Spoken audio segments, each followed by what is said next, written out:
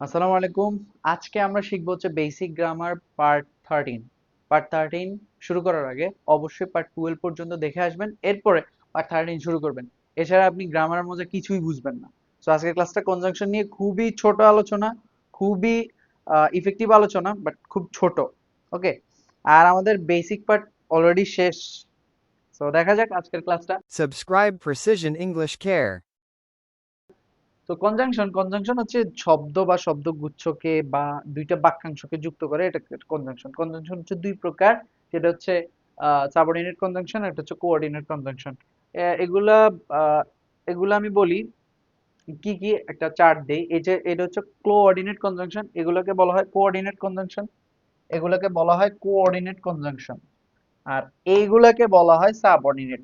আমি একটা কথা বলে দেই, সেটা হচ্ছে আপনি যদি কোঅর্ডিনেট মুখস্থ করতে পারেন, সাবঅর্ডিনেট তো দরকার নাই। অন্য কনজাংশন আসলে অবশ্যই আপনি ইজিলি ব্যবহার করতে পারবেন। সো কনজাংশনের আলোচনা গেল। কনজাংশন, এটাই হচ্ছে কনজাংশন। কনজাংশন হচ্ছে দুই প্রকার, সাবঅর্ডিনেট, কোঅর্ডিনেট। এই কনজাংশন গুলো কমপ্লেক্স বাক্যের ক্লজ সময় ব্যবহৃত হয়, আর এই কনজাংশন গুলো অর্থাৎ কোঅর্ডিনেট কনজাংশন গুলো কমপ্লেক্স বাক্যে ব্যবহৃত হয়। আচ্ছা, আমি একটা জিনিস আলোচনা করতে ভুলে গেছিলাম, সেটা হচ্ছে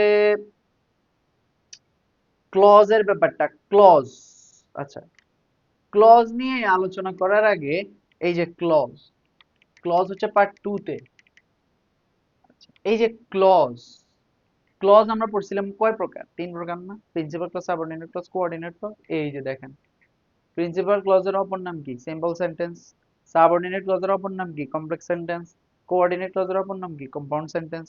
তার মানে আমি কোঅর্ডিনেট ক্লজ যদি বুঝি, তাহলে হবে কম্পাউন্ড ক্লজ। কম্পাউন্ড সেন্টেন্স বুঝবো না কেন? কম্পাউন্ড সেন্টেন্স, কম্পাউন্ড, ওই যে কনজাংশন গুলো থাকবে, এই যে দেখেন। ওকে, এই যে দেখেন, কো সাবঅর্ডিনেট কনজাংশন, সাবঅর্ডিনেট ক্লজের অপর নাম কি? এটা পারলেই তো পড়া যায়। সাবঅর্ডিনেট ক্লজের অপর নাম কমপ্লেক্স সেন্টেন্স।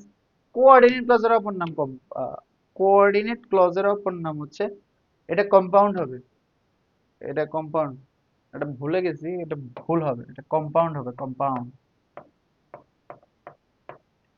ওকে, তো এই কনজাংশন গুলো ক্লজ সময়ে ব্যবহৃত হয়। কোন কনজাংশন?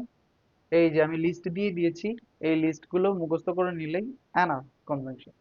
এবার আসেন ইন্টারজেকশন। ইন্টারজেকশন কি? যে শব্দ বক্তার তাৎক্ষণিক আবেগ প্রকাশ করে। এটা অনেক সহজ। বিসিএস পরীক্ষায় ফাই থেকে প্রশ্ন আসছে। ও মাই গড, এটা থেকে প্রশ্ন আসছে, ব্র্যাভো থেকে আসছে, ফাই থেকে আসছে বেশি। অর্থাৎ ফাই শব্দটাও হচ্ছে কি, একটা ইন্টারজেকশন। ইন্টারজেকশন মানে একটু আবেগ প্রকাশ করে আর কি। যেমন how bright the day is, হাই রে কি সুন্দর।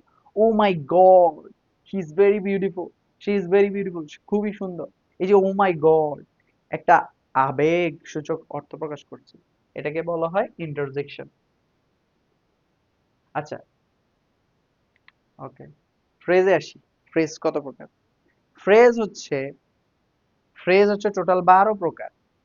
কি কি আমি বলি। প্রথমে আমরা ডিটারমিনার নিয়ে আলোচনা করি। ডিটারমিনার, অনেকে আমরা যারা বেসিক পড়ছেন, যেমন যারা থার্ড পর্যন্ত পড়ছেন, তারা অবশ্যই অবশ্যই এই ফ্রেজের আলোচনা ইজিলি বুঝতে পারবেন। যেমন দেখেন, প্রথম নাম্বার কি? নাউন।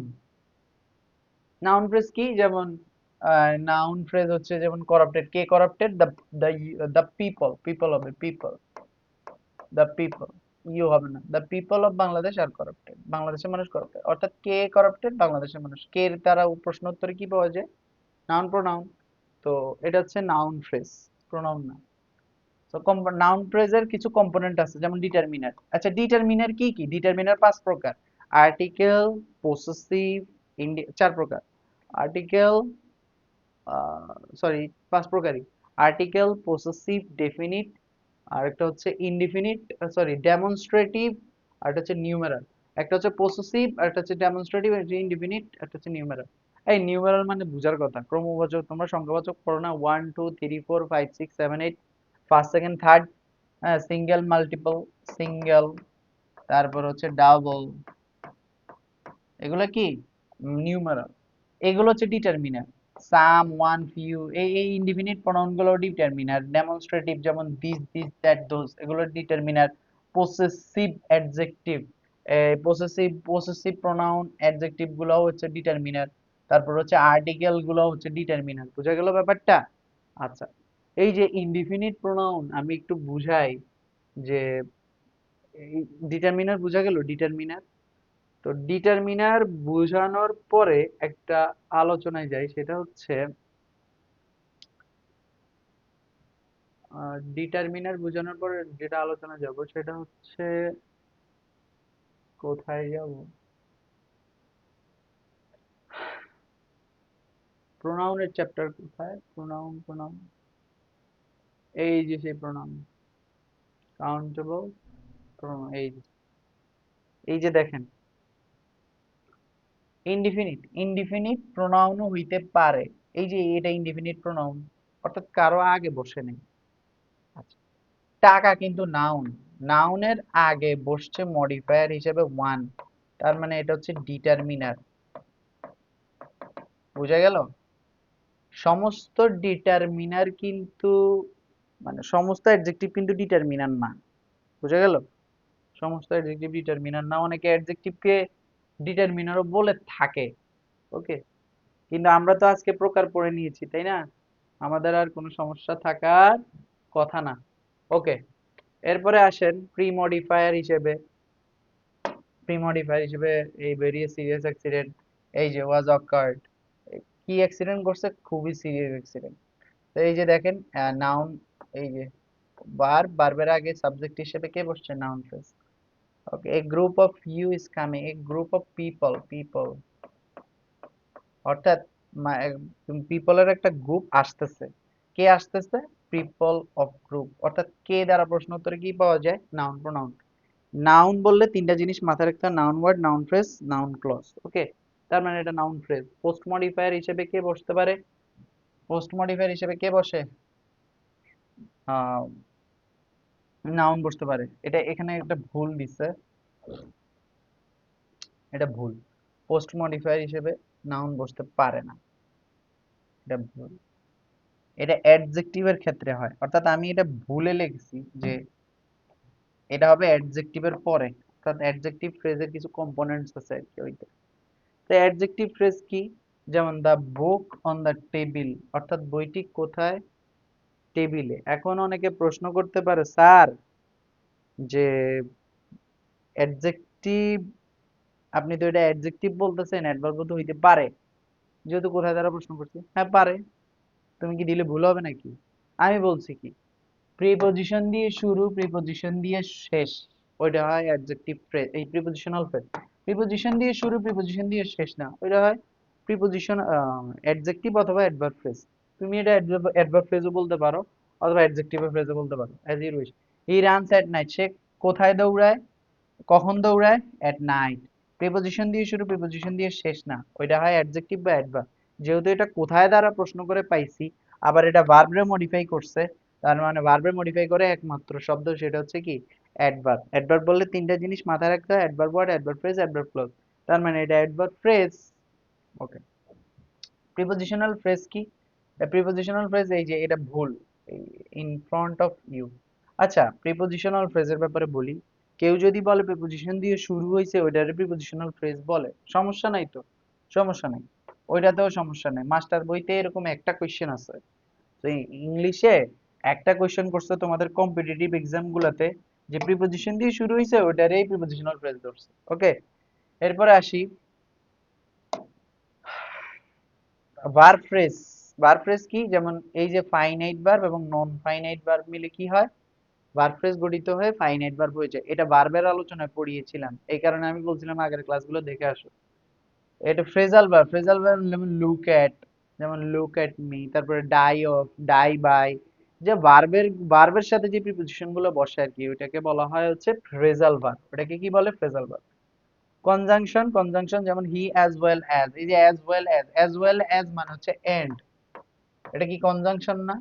তো কনজাংশন অ্যাজ ওয়েল অ্যাজ যেহেতু অনেকগুলো ওয়ার্ড, এটা একটা ফ্রেজ, কি phrase, conjunctional phrase. Okay, interjectional phrase, O my god, বিস্ময় প্রকাশ করছি একটা ওয়ার্ড দ্বারা, অনেকগুলো ওয়ার্ড দ্বারা, তার মানে এটা একটা ফ্রেজ। ও মাই গড, এখানে অনেকগুলো ওয়ার্ড, এটা একটা ফ্রেজ, কি phrase, interjectional phrase. Participle phrase, participle phrase কি বলছিলাম? Dancing girl is your sister. না, ড্যান্সিং গার্ল ইজ ইউর, এটা ভুল। আই স ইউর ইউর আচ্ছা, your sister is a dancing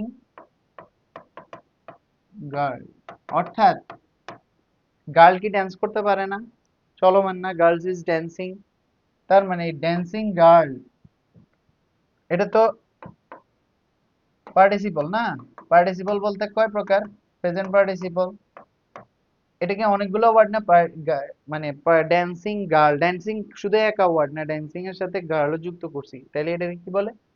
অনেকগুলো ওয়ার্ড, তার মানে এটা কি ফ্রেজ? Participle phrase. তাহলে dancing girl is a sister. Okay, এরপর আসে gerundial phrase, I saw your reading room. এই যে দেখেন, I saw a reading room, আমি জিরান্ড এবং পার্টিসিপলের সময় আলোচনা করতে যখন বলছিলাম যে যে ড্যান্সিং রিডিং রুম, অর্থাৎ উম, আমি যখন কোনো স্থির অবস্থা বুঝাবো এবং সাধারণ অবস্থা, অর্থাৎ সাধারণ অবস্থা বুঝাবো এবং নাউনের কাজ করবে, সেটাকে বলা হয় জিরান্ড। এই যে দেখেন, I saw a reading room, আমি একটা রুম দেখেছিলাম, পড়ার রুম দেখেছিলাম। আমি যখন দেখেছিলাম সেটা কি পড়তেছে এরকম কিছু? পড়ার রুম দেখেছিলাম, তাই না? তো যেহেতু স্থির অবস্থা, সাধারণ অবস্থা, তার মানে এটা জিরান্ড।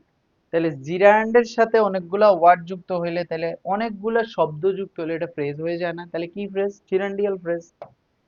ইনফিনিটিভ ফ্রেজ যেমন I want to do this, এই যে টু প্লাস বেস ফ্রম, এটাকে বলা হয় ইনফিনিটিভ। তো ইনফিনিটিভের সাথে একটু কারিকুরি লাগাই দিলাম, তাহলে এটা ইনফিনিটিভ ফ্রেজ। ওকে, ইডিওমেটিক ফ্রেজ যেমন life is not a bed of roses, যেমন আমরা বলতে পারি যে অনেকগুলো যে প্রভার্ব আছে, যেমন life is not a bed of roses, oil your own machine, নিজের চরকায় তেল দাও, এগুলো হচ্ছে ইডিওমেটিক ফ্রেজ। তো বুঝে গেল ফ্রেজের 12 প্রকার আলোচনা। আশা করি বুঝতে পেরেছেন। This is the end of this class. Okay, so this is the end of this class. So ভিডিওটি এই যে 14 পর্যন্ত আলোচনা করেছি, যদি ভিডিওটি ভালো লেগে থাকে তাহলে অবশ্যই ইউটিউব চ্যানেলটা সাবস্ক্রাইব করে দিবেন এবং ফেসবুক পেজটা ফলো করে দিবেন। ওকে, আর যদি কোনো যদি ব্যাচে ভর্তি হতে চান বা হোয়াটসঅ্যাপে যোগাযোগ করতে পারেন আমার সাথে এই নাম্বারে 0195763763129, এটা হোয়াটসঅ্যাপও আছে, কলও দিতে পারেন। ওকে, তো ইজিলি আমি যদি যে কোনো ধরনের সমস্যা নিয়ে আমি একটা ব্যাচ তৈরি করে তোমাদেরকে কমপ্লিট করাতে পারবো, বা অ্যাডমিশন বা এইচএসসি যেটাই হোক, what ever. Okay, so precision English কেয়ারের সাথেই থাকো, সুস্থ থাকো, ভালো থাকো। তোমাদের সাথে আবার কোনো একটা ভিডিওতে দেখা হবে। সবাই ভালো থাকবা, সুস্থ থাকবা। আসসালামু আলাইকুম।